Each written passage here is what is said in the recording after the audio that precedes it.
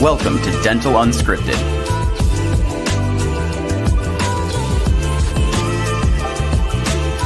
Where Mike Dinzio and Paula Quinn break down the practice ownership journey, one episode at a time. Starting up, buying, and running a successful dental practice.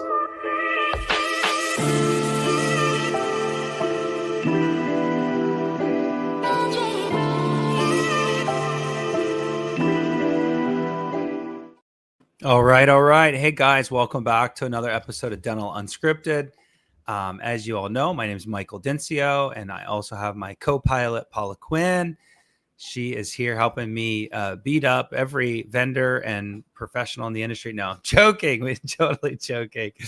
There's no beating up. This is just great, good old information, and we love doing this. Some housekeeping real quick. If you're watching or listening to this program on Acquisition Unscripted or Startup Unscripted, please jump over to Dental Unscripted. We're managing these programs and trying to keep it to one program. There's still a lot of you following those other podcasts, and we'd like for you to jump over to Dental Unscripted. So please follow and subscribe that one. But without further ado, let's just jump right into it. I'm excited because I get to interview a mentor and friend that I've known forever. I know when I first got into Bank of America, Phil showed me the ropes. That's how far back this relationship goes. I even followed him into some other things. And this guy's a smart dude, has been doing it way longer than me. And so I'm excited to learn from him today. So without further ado, I'm gonna introduce Phil Hoover with Western Practice Sales. What's up, Phil? How you doing, buddy? Doing well, Mike. And I haven't done it way longer than you. A little bit longer, my friend. Well, your knowledge feels like it's way longer, but I appreciate that. It's a pleasure having you on the program. It's stupid that you haven't done this yet. I've had a lot of our old friends and partners that have gone into different directions in their career, from B of A to whatever else. And here you are, one of the owners and partners over at Western Practice. We interviewed Tim, 3-4 years ago. That was a great episode during Shark Week. And Tim represented well as a shark for the Acquisition Unscripted Shark Week. But today we're going to break down LOIs, as I feel like it's a good topic to cover because there's a lot of questions around what's the process, what's the timing of it, what does it mean, is it binding, what players need to be in place, how do I make these decisions? And of course, I could have had the program with Paula, as she's gone through the process a couple times herself. So Paula's on the show to bring us some, more boots on ground experience. But I also wanted the other side, which is the seller side. So you got a buyer's agent, someone that's gone through this, and a seller's agent. So we got a nice panel to discuss LOIs. But real quick, Phil, who are you, and what's Western Practice Sales? Real quick. Thanks, Mike. Thanks for having me on. Phil Hoover. I've been in the dental industry for 20 years, a little bit longer, actually. I've been in banking and finance for the majority of that. Had the opportunity to work with Tim in the last few years and take over the Western Practice Sales arm here. And we are a dental broker based out of Northern California. Myself and we have 4 other brokers on our team. And we service Northern California and really all of California. And, we are one of the largest, if not the largest brokerage here in Northern California. So a lot of experience on my table, on my team.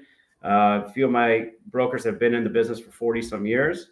Myself and my partner, we have 3 ex-dentists on staff, along with myself, that's been in the industry for 20 years plus. And, we're excited to keep growing, keep going. Yeah. And your transaction numbers are insane. You guys process and transition a lot of practices. So you see the good, the bad, the ugly. And I think today we can touch on some of the ugly, right? Like, I think we should all learn from some of the things that don't go super well. We can celebrate the ones that are just smooth sailing. And so with the topic of LOI, Phil, like, in your mind, how important is an LOI to the whole entire process? because it sets the tone for the entire process. And it's a very scary thing for both sides, seller and buyer. It's scary for both. And I think the LOI sets the entire tone. Do you agree? And what's your take on just the LOI in general? Yeah, there's benefits to both sides when an LOI is brought to the table. We're talking at that point in time, we're talking about the transition. We're talking about the exit strategy with the seller and the entry strategy with the buyer.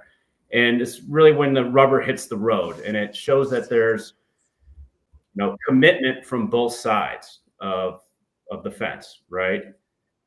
And when we get to the point where there's enough information on the table where a buyer can do make an educated decision on the next steps, that says that myself and my seller have done a good job of relaying information, relaying data to the market that shows that our valuation is proper, correct, and it shows that the buying community is recognizing what we're selling and holds it valuable. So, in that response, initially just having an LOI and having the conversation about it just really sets the stage for what's about to happen next. And that is trying to set up a smooth transition for the buyer and seller to build a relationship to get to the closing table and the transition at the end. And without good communication on the front end, starting with due diligence into the LOI, it can get rocky. And there's some, hurdles that need to be explored when we're entering into that LOI stage. Yeah. Yeah. I mean, Paula, like from a buyer's perspective, do you remember making your offer? How did you feel going into that situation? I think that'll key up a really important discussion point because, Phil, you talk to the sellers and you know exactly how they feel into that process. Paula's the buyer. It's probably extra for Paula because she's a hygienist. So there's a little extra stress on a non-dental owner. But how did you feel going into an LOI and how did do you remember like any main things about that? Yeah, I think you feel like it all needs to be ironed out before you submit that because you're afraid it's so binding, like you're stuck, and then you haven't seen under the hood, you don't know all the stuff except what's in the prospectus. So it's scary because you feel like, well, what if I get in there and this isn't right, or this isn't right, or they're lying about this, and then how do I get out of this? So it is pretty scary. Now that I've been through it, which I'm sure is what Phil will talk about, there's still time, but it doesn't feel like that when you feel like you're like, this is your last ditch effort to get all of that, how are the accounts receivable being handled? How is this? So many questions. Yeah. Yeah. So yeah, I remember it being scary and I felt like I was doing something that I really didn't know for sure. What it was going to turn out to be. So it was nerve wracking. It's almost like buying a house, I guess is different, but it's like you're committing before Mm-hmm. Yeah. Like. So, and then from the seller's perspective, Phil, like, what's it mean to them and what's it feel like to them? Cause I think I know what you're going to say, but when you have your conversations with sellers about LOI and they're going through that process and you're trying to coach them through that process, where's their head at? It's over. Let's do it. Good. Let's go. The reality of it is it's just beginning, and that's where the conversation with me and my coaching to the seller on the front end, it's not over. We are going to look at the nuts and bolts of the deal, nuts and bolts of the practice, and it might get uncomfortable. And I preface all of our sellers that there's going to be some tough conversations ahead, and rightfully so. A young doctor is going to put their career and a lot of money on the line in order to make this happen. So, expect that to happen. That seller's relief though, Mike, I tell you, they are ecstatic. And I think the buyer feels because they got an offer, or because they got an offer, or because they're ready to go. They're ready. They're ready yesterday to get the hell out of it. Both ways.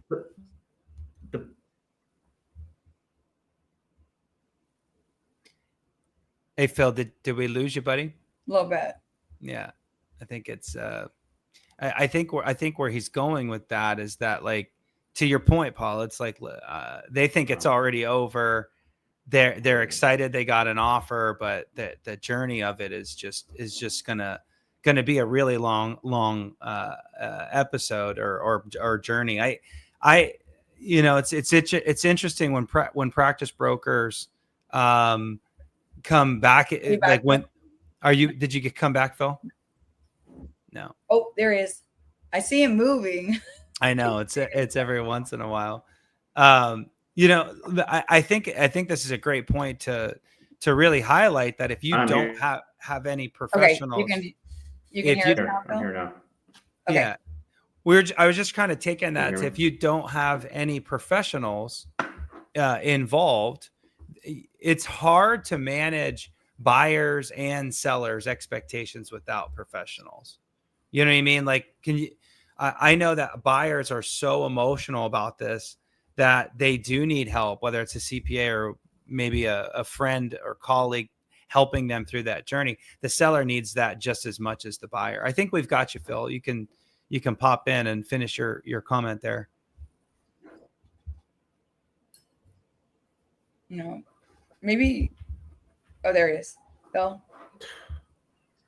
Yeah, he's losing it. Why don't we ping him to leave, and then, yeah, I mean, I would say, I think the biggest difference for me being a buyer and a seller, because eventually I was a seller, I would say was like, I feel like I got a great product here.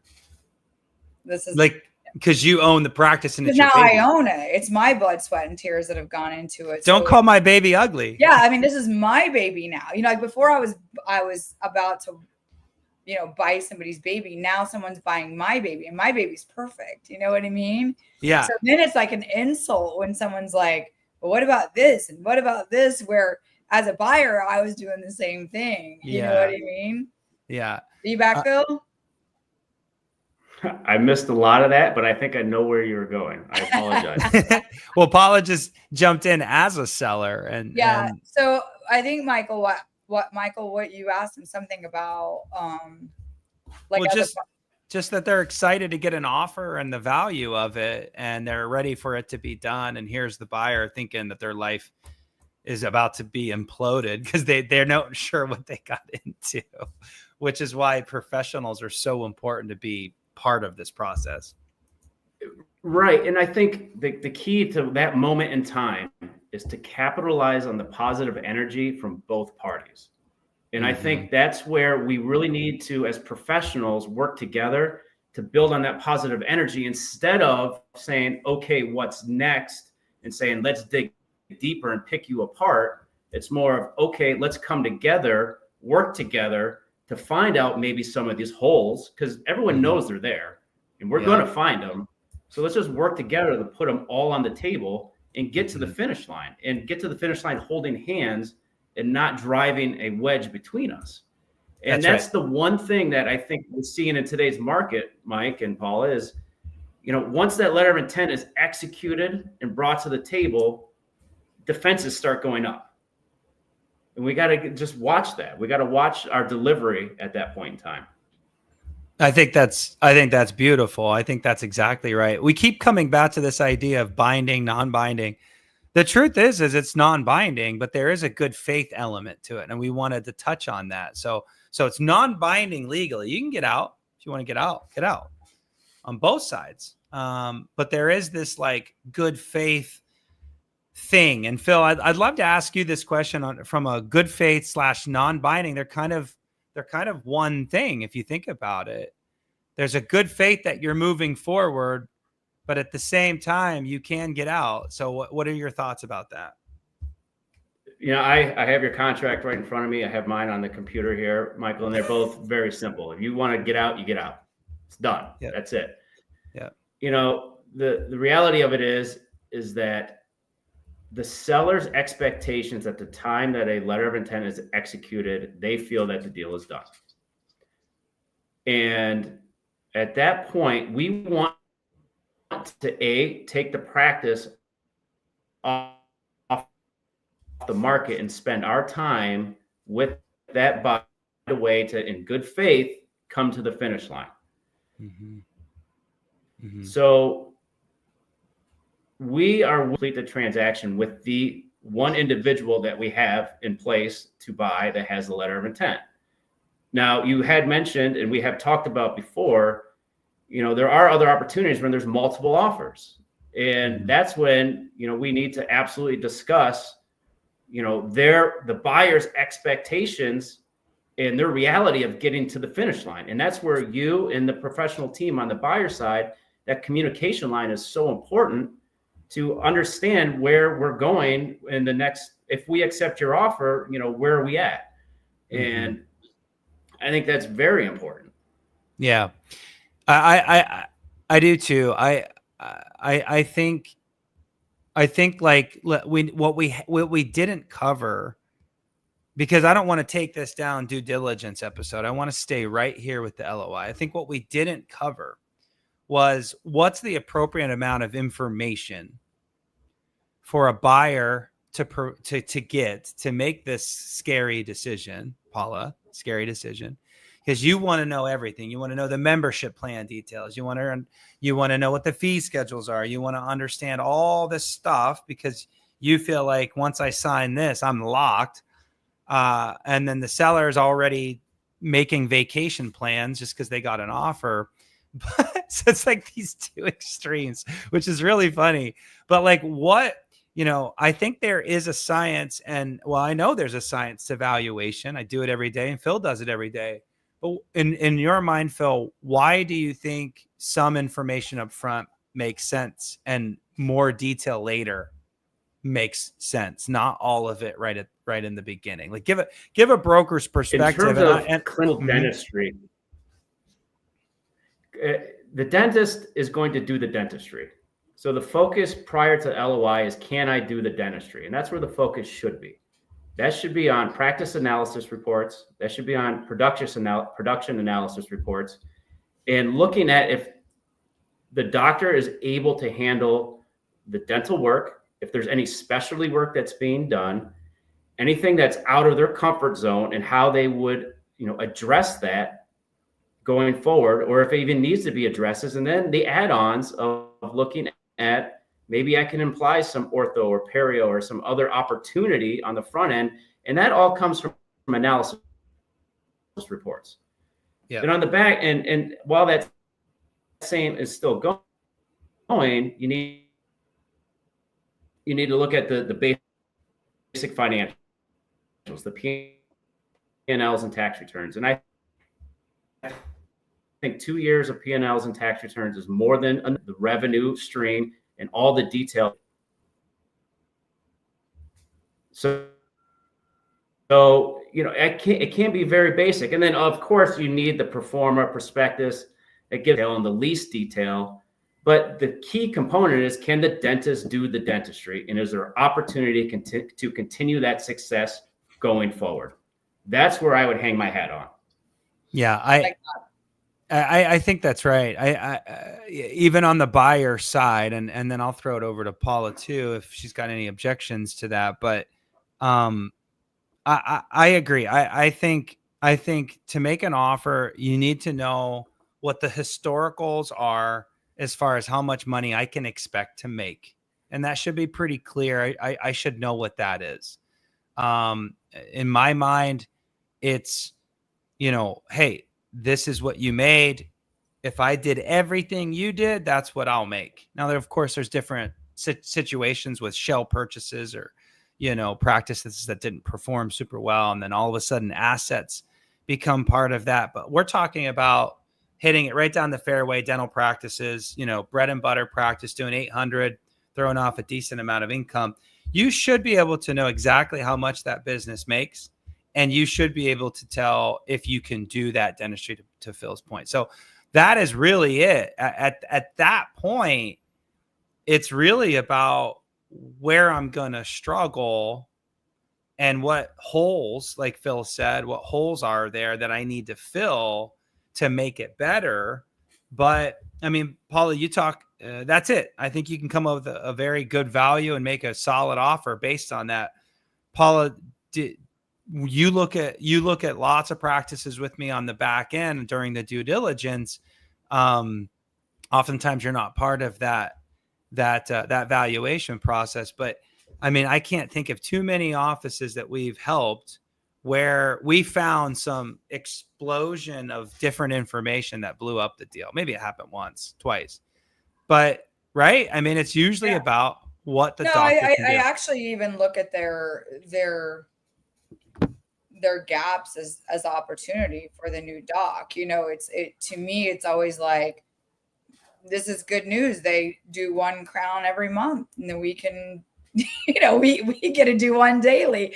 You know what I mean? So it's, you know, my red flags are, like Phil said, can you do the dentistry, and maybe is the dentistry all done? You know, there are full mouth reconstruction doctors out there that's not saying there's not dentistry, because we're all getting new patients, and you can pivot the practice. So even that's not a immediate no, but it's those are probably the scary ones, right? If there's lots of procedures or a big part of the practice that's doing something you can't do, or if maybe it's like you're a little worried that all the dentistry could be almost done. Mm-hmm. It's not going to be on a bread and butter doctor ever, but a full mouth reconstruction doctor, you know, you might have that worrisome. But I think all the other things are doable if you know. And I like the way Phil just put it, because for me, he's right. That stuff, I just want to know. It's not going to make or break me buying the practice. It's just, I need to know that stuff. I don't want to come in day one and no one told me there was a membership and I'm doing free cleanings left and right. You know, that's the stuff that sucks. And we had a brief conversation right before we went live, and I got into the due diligence before I realized it was all LOI. And that's the stuff I was talking about to Phil. But no, I 100% agree. It's the profitability, you know, and then can you do the dentistry? And it's, let's go. You know, I can figure out the rest. It could be a team thing. It could be a system thing. It could be a, like, hey, it's all opportunity. I would like to kick this over to Phil if he's got still good connection here on. Do you, Phil? Thumbs up? Oh, he smiled. It's perfect. Okay. When you're a broker and you get one buyer that wants the whole due diligence package up front before they make an offer. Oh, I want to say something about that. I'm going to make a note. And then another buyer who's just kind of like, you send the prospectus over and they know how much they're going to make, and they've spent the time looking at the production reports, and they're like, yep, I can do this. What's that like for the broker? Because the seller, they're not thinking anything. They're thinking, well, they're not being picky choosy, but to a broker, your whole job is to be picky choosy. So walk us through kind of like that psychology or whatever. So money is money and people are people, right? And when you present a case to the doctor, most of the time, money over character wins. And the money is typically not a big differential between 10 or 20 grand is not going to make a difference. Maybe $100,000 convinces somebody. And that's the people that are throwing it and they're going to look the other way, give me the practice and get out of the way. That is still out there. That still exists, right? When you have that practice that's in a desirable location and you do talk to 8 or 10 convinced buyers that they want to take it to the next stage and they want to put a letter of intent in, we're collecting resumes and we're having interviews with the seller. And then it's about character. It's about who's going to fit that practice the best. And, you know, that's a great problem to have, right? Mm-hmm. And you know what? We might not bat 1,000 when it comes down to that, because everything, you know, maybe there's something unforeseen that we don't know, buyer or seller. But, you know, Michael, I think character in these doctors and these sellers' eyes, once that sizzle of, oh, good, I got an offer, I'm going to go to Hawaii next week and retire. Once that sizzle kind of fades away after a week, then they realize, man, this is still a lot of work. I gotta coach this buyer. I gotta coach you, Phil, and coach you, Mike, to get this thing to the next level and the next phase so I can retire. And, you know, it does make a difference. And that's the information we try to relay to our sellers is like, you know, we got to pay attention to who we're accepting the offer from too, Mike. And sometimes it's not all about the money. Paul, you had a question or a comment that you wrote down. Yeah, it was a comment. It's a little ways back, but you know, and I'm just going to throw that out as a perspective. You guys are calling this, you had it up there, LOI in good faith, or however you had that. And I would say, have you ever taken into consideration, both of you, because you're representing the seller and the buyer, like good faith to me is different than what's good faith to maybe Michael. And when I'm going into an LOI, or when I was going to my LOI, I should say, I'm also feel like I am putting my good faith on the line. I'm telling this doctor, hey, seller, I'm ready to buy. And I'm in 99% unless something crazy happens. So maybe that's why some people are a little more detailed up front, because, you know, my word is my word. And if I'm giving you my word and then I get in there and there's like this and that, and it may not be the dentistry thing and it may not be a productivity thing, but it's just a lot of stuff, garbage, you know. I mean, maybe I'm thinking that I don't want to do this. I don't want to have to, this is a lot more work than I anticipated. You know, it isn't my dream practice or what have you. Now I'm backing out. So I can see somebody maybe being a little more detailed on the LOI. I like that, because I like that, but there's no but. I like that, but Phil and I will both say it's okay to find something that kills the deal. Kill it quick though, and don't just drag it out. You can make an offer based on this information. And I like that you bring this up, because the listeners are probably thinking exactly what you're saying, Paula. So I'm speaking right to the listeners and I'm saying, look, the profitability and your ability to do the dentistry is all we need to feel good about making an offer. But if we get in and it's a shit show, to your point, yeah, we get out, but we got to get out quick so that we don't drag the seller through the mud. And I think that's what I don't know, Phil, I'd like for you to jump in, but like, go ahead. Fast no's are better than long no's, right? And if there is a discovery, a moment where you can get out quick, absolutely. Time is money. And we're seeing this now on every practice that we have. We come out with a new listing, a new opportunity. And that first month, that opportunity is hot.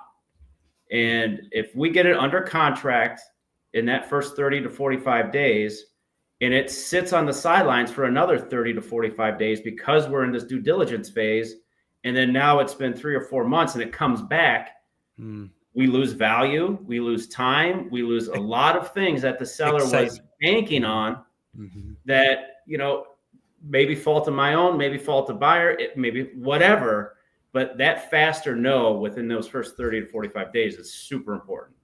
I think that's, you're saying, obviously you're going to say this because we're on a podcast, but you're saying truly, if I signed an LOI, I came in as a buyer, kind of first day I walk in, I look through a few things and I'm like, you know what? I'm just not getting that gut feeling. You'd be pretty okay with that. If I kind of did it fast. If I drug it out, that's where it gets frustrating. It's like I drag out the LOI, I drag out the due diligence. Then I'm like, nah, that's where the frustration comes in. Correct. And you're absolutely right. And Michael and I and Paula, we've had the chance to work on a lot of deals. We've had the chance to work on deals in hot markets. And we know that that the individuals and the questions that they ask and the delivery of how they proceed to do the transaction, we know where it's going to go, right? And we do our best to coach them up prior to making an offer. Because once we take that offer, we know they have to execute, right? And the same with the seller. I'm not going to take two offers and execute both of them and run the two trains parallel to one another. I'm just not going to do that. It's not fair to you. It's not fair to the seller. It's not fair to either of the buyers. So when we choose which train track we're going to ride, we got to make sure that we got as close to clear sailing as we can. Mm-hmm. And you're right, Paula. If it's going to come off the tracks, get it off the tracks soon. And because most of that stuff, we want to have interviews with the seller. We want to have the go to the office meeting and poke at everything, make sure things work, and really dig in there right away. And a lot of the hesitation we have, though, is really from buyers to do that because they don't understand the financial information that they're getting well enough to say, I'm all in. Yeah. And because I think we give them too much. And that's the one thing that I think if we dial that back a little bit and go focus on the dentistry, then that they can absorb that. They understand that. The young buyer understands that. If I give a buyer a tax return from 2020 and ask them what the depreciation schedule is, they don't know. They don't have a clue, right? You and I know. One that would know. No, you're exactly right. We have one that would know. Unfortunately, might want Chat GP knows everything. I'm right there. I think that's the key. Is like a quick no is okay. I've had buyers come back to me and say, well, I don't want to screw this up. I don't want to screw this up with Phil on a future deal. And I think that's wisdom, because if they're into a deal with you, Phil, and I'm the buyer rep and you're the seller's rep, and here we are, executed LOI, and we're 2 weeks into this due diligence process, they're like, I don't like this practice. I think that's okay if they got out quick, and they wouldn't screw that up with you, and they would, for good reasons, they're out, that you would still work with them on another deal. But I think if you did that over and over again, that might be a different story. But I do think that there's something to be said for the 2 tracks, and you're picking the right horse. I've had the one thing about Western that I feel like is a little unique about other brokers is you do give access to the seller fairly quickly. You do give the buyer more access than what a lot of brokers give on the front end. You guys actually won't accept an LOI unless the buyers looked at the practice. You do give access to the sellers fairly quickly. In some cases, maybe they're even showing their own practice. That's not common. And so sometimes brokers, and we need to be careful because this program's not about Western practice sales, it's about all brokers. Sometimes they do withhold a lot of information. And so that's an interesting flavor to this topic as well. Yeah, Mike, and Paula, you guys are great at this. And when we're seeing some hesitancy, right? I rather know why. I'm not going to fight you to say you should do it because of X, Y, Z. No, just tell me why and what you're seeing, and then I can address that for the next person, the next at bat, because the practice is going to sell. Mm-hmm. And it may not sell to you, Mike. It may not sell to Paula, but the next person up, I want to present it in a light that it does sell. And if I'm missing something and it comes up in our conversation, by all means, I'm putting it on the table, and it's the next man up, woman up is going to take a look at it. Mm-hmm. Yeah. It reminds me of underwriting, right, Phil, back in the day? Right. If you submitted a deal that was sloppy and the underwriter found the problem, you're screwed. But if you put it all on the table and told the underwriter, hey, this is a problem and I've addressed this, the underwriter would be like, oh, okay. That's many years ago, Mike. I don't like dealing with the underwriters, man. You don't want to bring those, you don't want to dust those cobwebs off. But it is true. I think as a general theme, as we kind of put a bow on this thing is I think the buyers do need to hear what's wrong with the practice. I appreciate your energy comment, like let's build on the energy, but I do think that some buyers do need to hear what's ugly about the deal sometimes to make them run to close. And I don't know if that's at the LOI stage. I don't know if that's at the due diligence stage, but sometimes they need to talk to they need to talk through the ugly first. I guess that's the only other thing is Phil, at what point do you bring up that ugly? Is it in the prospectus? Is it on the call? Is it at the office when they're touring it? When do you discuss the ugly? In every eye, it's different. Every eye, there is a different set of, what they're looking for is different than the next person up, right? So that comes in discovery of knowing the individual. And, the ugly could be a $10,000 a month lease There's nothing I can do about that. I'll do my best to help, but that's pretty ugly, right? But the other one might be the guy's doing Invisalign. That's 20% of his production. To me, that's a good thing, but to Paula, it may not be, because Invisalign scares them. They don't want to do the trays. I don't know the ugly either to that individual. Now, if you're telling me that hygiene is only 10% of collections, well, that's a conversation I'm going to have on the front end before they make an offer. That needs to be disclosed. That will be in my prospectus. That will be shown, because that is evident, right? What does that mean then on the back end? Is the doctor, there's no new patients? Is he mining everything he's getting out of every single patient that he has? In the same token, if you got a practice that has 1,000 pro fees and it's only doing 600 in collections, that thing should be doing $1.2 million, $1.4 million. So the good, the bad, the ugly, it's the eye of the beholder, right? I think that's so true. Well answered. Is if you threw all the ugly down on your prospectus, it might not be the smartest play, because that could be a benefit to someone else. So touche. I think that puts you right in the broker's mind frame with this, because sometimes the buyers might be thinking that they're holding out, but the truth is they just don't know you very well. And so I think having conversations and working through that, any advice then, Phil, on what a buyer could do to get on your radar, to catch your attention, to tell you about them, to help that transition? What's the last little bit of feedback before we shut this thing down?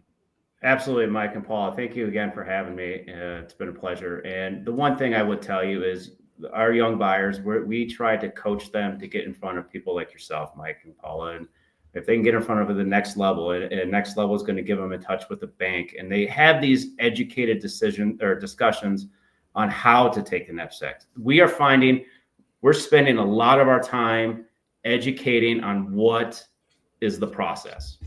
We're getting a lot of buyers that just don't understand the process. They don't understand what they should be doing before they put in an offer. And I think getting those buyers referred back to you, and you managing them with your banking referrals and what have you, that's where they really need to start. That way they're educated coming in and they know how to swing the bat. Yeah, I love that. Paula, last minute comments on this. I feel like I just kind of learned some things too, which was great. Yeah. You're always interesting, Paula, because you bought one and you sold. And so you've been on both sides of the fence. And whenever our clients are kind of digging in on stuff that doesn't matter, I love when you pull out the seller perspective. That's always invaluable.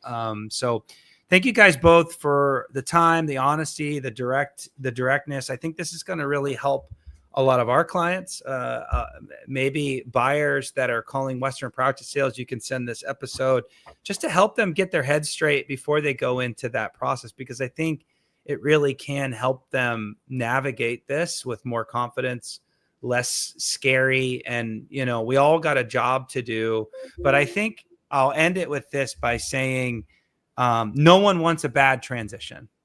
The practice broker definitely doesn't want a bad transition. The banks don't want a bad transition. The buyer rep most certainly doesn't want one. So if we can all figure out how to navigate with the least amount of risk, I think that's a win for everybody. So thank you guys both so much. Phil, I appreciate your time, brother. Thank you, Phil, for being on. Yeah, thank you guys. With that being said, let's shut it down on today's episode. Thanks again. Make sure you like, subscribe, follow Dental Unscripted. And we'll be publishing some more stuff later on next month. All right. Talk to you soon, guys. Bye. Bye. Thanks, guys.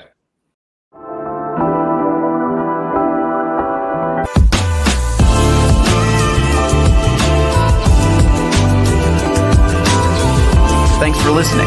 Let us know how you like the show. Rate us on Apple and Spotify. Subscribe and follow for more.